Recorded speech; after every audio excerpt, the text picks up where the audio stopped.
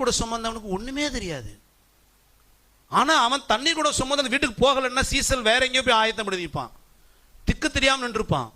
கர்த்தர் தண்ணீர் கூட சுமக்கிற மனிதனை தேவன் தன் காரியத்துக்காக மகிமையாய் பயன்படுத்தினார். அல்லேலூயா.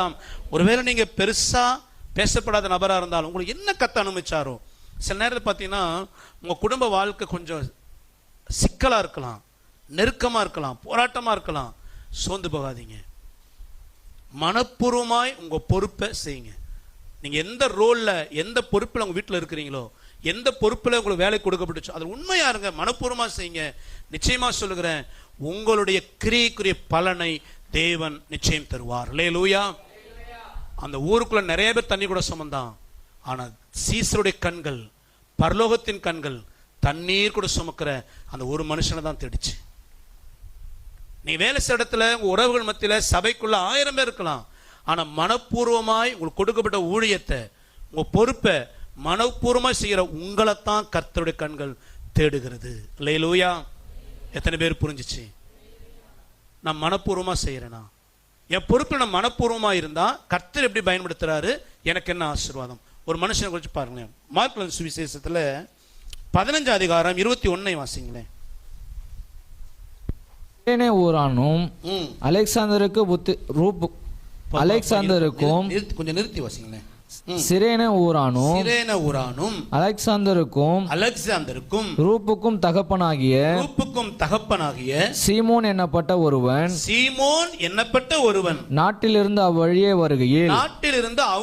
வருகையில் அவருடைய சிலுவை சுமக்கும்படி அவனை பலவந்தம் பண்ணினார்கள். நல்ல கவனிங்க, இங்க சிரேனே ஊரானாகிய சீமோன் அப்படின்னு சொல்லப்படுது. சிரேனே அப்படிங்கிற ஊர் இப்ப இருக்கிற லிபியா, அந்த லிபியாக்குள்ள இருக்கிற ஒரு பட்டணம் தான் சிரேனே. இது இஸ்ரவேல் பட்டணம் கிடையாது. ஆனா இந்த சிரேனே ஊரான சீமோன் எப்படியோ ஒரு விதத்துல கர்த்தருடைய நாமத்தை அறிந்து கொண்டார். விருத்த சேதனம் பண்ணப்பட்டவராக தேவனை ஏற்றுக்கொண்டு தன் வாழ்க்கையை கர்த்தருக்கு ஒப்பு கொடுத்திருந்தார் இந்த சீமோன். அல்லேலூயா. அல்லேலூயா. சத்தமா சொல்லுவோமே. இப்ப இந்த சீமோன் கர்த்தரை ஏற்றுக்கொண்டதுனால இப்ப பஸ்கா பண்டிகை, அடுத்து புளிப்பிலாப பண்டிகை. இப்ப ஆலயத்துக்கு கர்த்தர் ஆராதிக்கு என்ன செய்தாருன்னா சிரேனே ஊரை விட்டு எங்க வந்திருக்கிறாரு? எருசலேமுக்கு வந்திருக்கிறார். இவர் இஸ்ரவேல் தேசத்து இல்லாதனால, லிபியாவாகிய சிரேனே ஊருக்குள்ள இருந்ததுனால எருசலேமிலே நடந்த இந்த சம்பவங்கள் இவனுக்கு என்ன செய்யாது, தெரியாது. இயேசு பற்றியோ அவர் மேல குற்றம் சாட்டப்பட்ட சில அடிக்கப்படுகிறது பற்றி எதுவுமே உனக்கு தெரியாது. வழக்கம் போல பண்டிகை கொண்டாடுறதுக்கு வரான், எருசலேமினுடைய நுழையிற அந்த பாதையில இயேசு சிலுவை சுமந்து கொண்டு வராரு. ஒரு பெரும் கூட்டம் அவர் சுத்தி இருக்குது. இவனும் கூட்டத்தோடு கூட்டமா நின்றான். இவனுக்கு இயேசு யாருன்னு தெரியாது, இயேசுவின் மேல இவனுக்கு பரிதாபம் கிடையாது, இவனுக்கு எந்த விதமான காரியம். இவன் வந்தது பஸ்கா பண்டிகை கொண்டாடுறதுக்கு. ஆனா இப்ப கூட்டத்தோடு கூட்டமா நிற்கும் போது இயேசு சிலுவை சுமந்து வராரு. அவர் பட்ட காய வேதனையினால சிலுவை சுமந்து கொண்டு நடக்க முடியல, அவர் தடுமாறுறாரு. இப்போ அந்த சிலுவை காரியத்தை நிறைவேற்றி முடிக்கிற அந்த வேலை கொடுக்கப்பட்ட அந்த 100க்கு அதிபதி இருக்கிறான் பார்த்தீங்களா, சாயங்காலம் 6 மணிக்குள்ள அதை முடிச்சிடணும். ஏன்னா பஸ்கா பண்டிகை என்ன பண்ணுது, முடிஞ்சு ஓய்வு நாள் வரப்போகுது. ஓய்வு நாள் வந்துருச்சுன்னா சரீரம் சிலுவையில் என்ன செய்யப்படக்கூடாது, தொங்கப்படக்கூடாது. இது யூதருடைய பிரமாணம். ஸோ யூதர்கள் கலகம் பண்ணுவாங்க. அதனால 6 மணிக்கு முன்னாடி இயேசு சிலுவையில் அறையணும், இறக்கணும். இந்த காரியம் முடிக்கணும்னா இயேசு சீக்கிரமா சிலுவை சுமந்து கொண்டு போகணும். பாவம் அவருக்கு நடக்க முடியல, சரீரம் முழுவதும் காயம். டைம் ஆயிட்டு இருக்குது. 100க்கு அதிபதி பார்க்கறான், சரி யாராவது ஒருத்தர் சிலுவை சுமந்து வந்து சீக்கிரம் போயிடலாமே. சுத்தி பார்த்தா எல்லாம் யூதர்கள் நிற்கிறாங்க.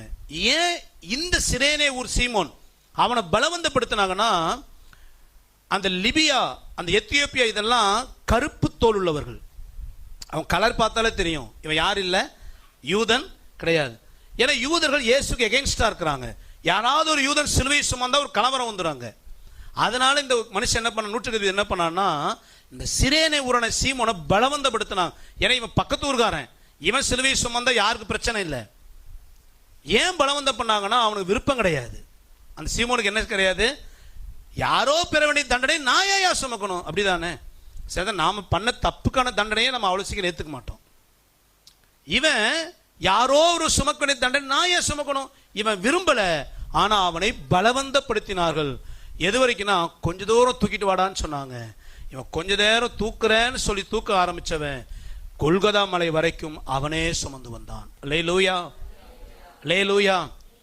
ஏன் அப்படின்னா, பரலோகத்தின் திட்டத்தின்படி இந்த சீமோன் இயேசுவோடைய சிலுவையை சுமந்து கொண்டு வரணும்.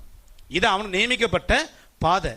ஆனா அவனுக்கு அது விளங்கல, அதுக்கு மனப்பூர்வமா ஏற்றுக்கொள்ள பக்குவம் அவனுக்கு இல்லை. அதுக்கு ஆண்டவர் விட்டார் அவனை? இல்லை, பலவந்தப்படுத்தினார். சில நேரங்களில் சில பாதையில் கர்த்தர் நம்மை நடத்தும் பொழுது, நாம மனப்பூர்வமாக அதை செய்யாதிருக்கும் பொழுது, நிச்சயமாய் நாம் அதை செய்வதற்கு கர்த்தர் நம்மை பலவந்தப்படுத்துவார். அல்லேலூயா.